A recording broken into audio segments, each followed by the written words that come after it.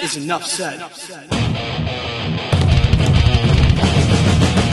What's up, Heat Nation? Ernest here, back with another Miami Heat Talk video. Guys, don't forget to support the channel by like, share, and subscribing as we continue our push for 6,000 subscribers. Now, together, let's go on another Miami Heat Talk adventure. Now, before we get to today's subject, you guys, and the comment that I picked from yesterday's video, I want to talk about the game last night. I know I posted a short about it this morning, but good Lord, you guys, I'm getting to a level of frustration that I cannot even explain. The Heat blow it again, 116-113 to the Detroit Pistons. Cade Cunningham hits that three-point shot at the end of the game to win it for the Detroit Pistons. You're seeing, guys, that Detroit, they're built different than Miami. They know how to close games. They know how to win. And they have that star in Cade Cunningham. As much as I love Bam Adebayo and Tyler Hero, they had great games yesterday. You know, Bam Adebayo gives you 30 points, 9 rebounds, 8 assists. Almost a triple-double. Tyler Hero gives you 29 points, 4 rebounds, 3 assists. You know, our two main guys together put up 59 points and we still lose.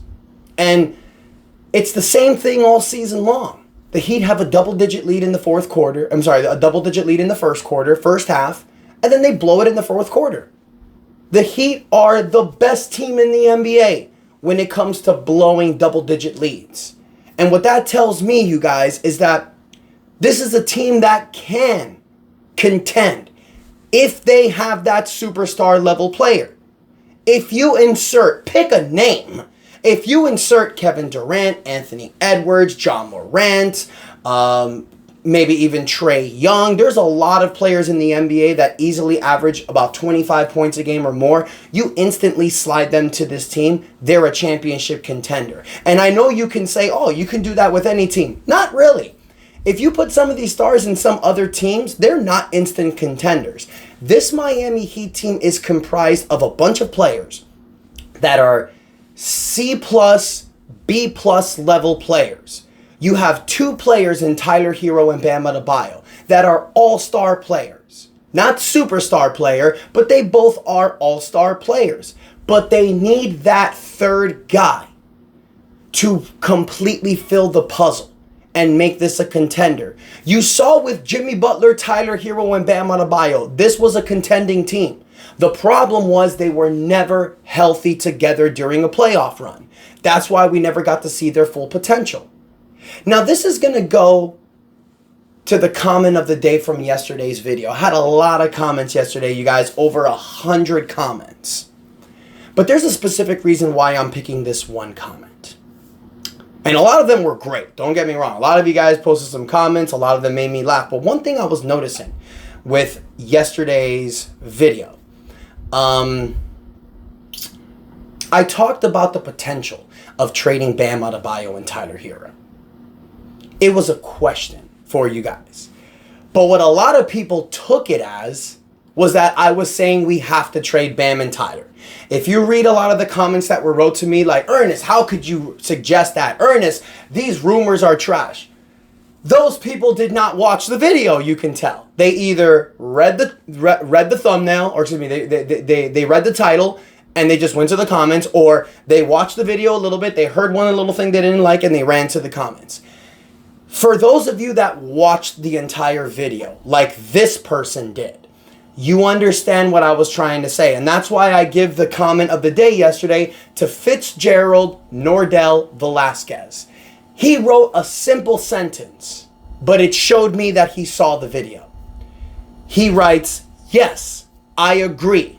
If we trade them for young guns, we may end up like the Utah Jazz and the New Orleans Pelicans. Now, there were other comments. My guy, FTTV, he writes, I'd love to see you interview Andy Ellsberg if he wasn't under 50 NDAs, non-disclosure agreements, prohibiting him from sharing any information. That made me laugh. My guy who's always in my comments, I hope you're feeling better, you guy. I know you're going through a lot of medical situations, so I pray for you. I'm here for you, my man. And a lot of you mentioned some good comments, but the reason why I chose Fitzgerald Nordell Velasquez is because towards the end of the video, I did mention, even though it might be a good idea to trade Tyler and Bam, if you do that, you are making yourselves a bottom level NBA team like Utah and and New Orleans.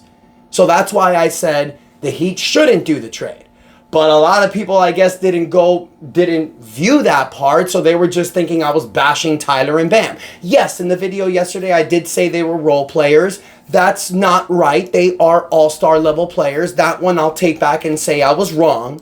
But at the end of the day, you guys, with Tyler Hero and Bam Adebayo as your best players on the team, look at what we're going through right now with a 9-game winning streak. It's just not the answer.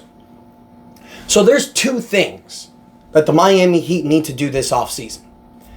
Score big in the NBA draft, but also add a player in the offseason. Now, whether it's through a trade or whether you're using your mid-level exception, you need upgrades for this offseason.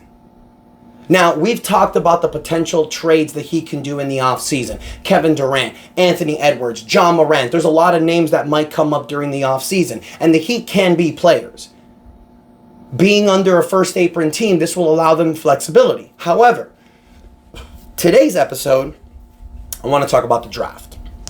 Because with the Miami Heat having a 29-40 record, this puts them at the 10th seed in the Eastern Conference. But overall in the NBA, the Miami Heat, if the draft order was done today and it was done based off of records, the Miami Heat would get the 8th pick right now. Now look, the Heat are a play-in team. The Heat still have a shot to make the playoffs. If they make the playoffs this season, they will lose their 2025 first-round draft pick. That goes to Oklahoma, but they will have protections lifted for 2026 and 2028. But if they don't make the playoffs this season, then they get back their 2025 draft pick. They'll also get Golden State's 2025 draft pick, giving them 2 first-round draft picks. Now, do I feel the Heat can still make the playoffs? Absolutely. Is it guaranteed? No. I don't think the Heat can easily beat Chicago, Orlando, or Atlanta in a play-in matchup. It's going to be tough games. But the Heat can shock people. You have players on this team that have made deep playoff runs before. Guys like Bam Adebayo, Tyler Hero, Duncan Robinson. These guys know what winning playoff basketball is. Can they do it or not? That's yet to be seen. But the Heat will be a play-in team. They're 5 games above the 11th seed. I don't think they're going to make the play-in. Unless they lose every game this season and Toronto starts winning some games, but the Heat are destined to be a play-in team. But let's say if they don't make the playoffs and they keep their first-round draft pick. I've been watching March Madness, you guys, and there's one player that I want to talk about. And let me pull up his file real quick. Yeah, I had something else showing right there, so I wanted to change. This player that I want to talk about today, you guys, is averagely selected anywhere between the 9th to 11th pick. And his name is Jeremiah Fears from Oklahoma. Jeremiah Fears, who's 6'4", 182 pounds, 18 years old, a very skilled point guard. The Miami Heat this offseason, you guys need to focus on getting a real, true starting point guard. Because as you see last night, you guys, Eric Spoelstra went with Tyler Hero and Duncan Robinson as a starting backcourt, with Davion Mitchell coming off the bench. I think Davion Mitchell as the backup guard is perfect. But you need to have a starting caliber point guard to play next to Tyler Hero. It doesn't work with Tyler and Duncan in the backcourt. It just doesn't. Defensively, doesn't. If you draft a guy like Jeremiah Fears and install him in the starting lineup next to Tyler Hero, that'll be a problem. Jeremiah Fears, 30 games this year with Oklahoma, averaging 30 minutes a game. He's giving you 17 points a game, 4 rebounds, 4 assists, 1.6 steals a game, shooting 43% from the field, 27.5% from the three-point line, 84.5% from the free throw line. This is a guy who's playing his best basketball right now during March Madness, having scored at least 28 points in 3 of 4 games heading into March Madness. He's a shaky jumper at 18 years old. He's made it tough for him consistently to score with efficiency, but he still possesses obvious shot-making skill/confidence. And his ability to create, get to spots, draw fouls, and improvise in the paint has been reliable. This is exactly what the Miami Heat needs. You need a point guard who's defensive-minded, quick on his feet, and can score and facilitate for other people. He's a 6'4" point guard, very tall. He can rebound, he can pass, he can score, he can play defense, he's quick. This is exactly who the Miami Heat needs. Now look, I understand that Cooper Flagg is the shiny piece in this draft. But if you're averaging out the 8th to 10th pick, chances are that you land the number 1 pick are very rare. Now look, it's happened before. New Orleans Pelicans, when they got Zion, had a 5% chance at the first pick. Last year, Atlanta only had a 6% chance at the first pick, and they got it. It can happen. Chances are, it may not. So after Dylan Harper is off the board, I'm looking at Jeremiah Fears, you guys. And I think Jeremiah Fears can be that player that you can instantly install in this Miami Heat team. Now, they've given him comparisons to guys like Scoot Henderson and Jaden Ivey. I think those are great comparisons. And I think putting a player like that on this team will work.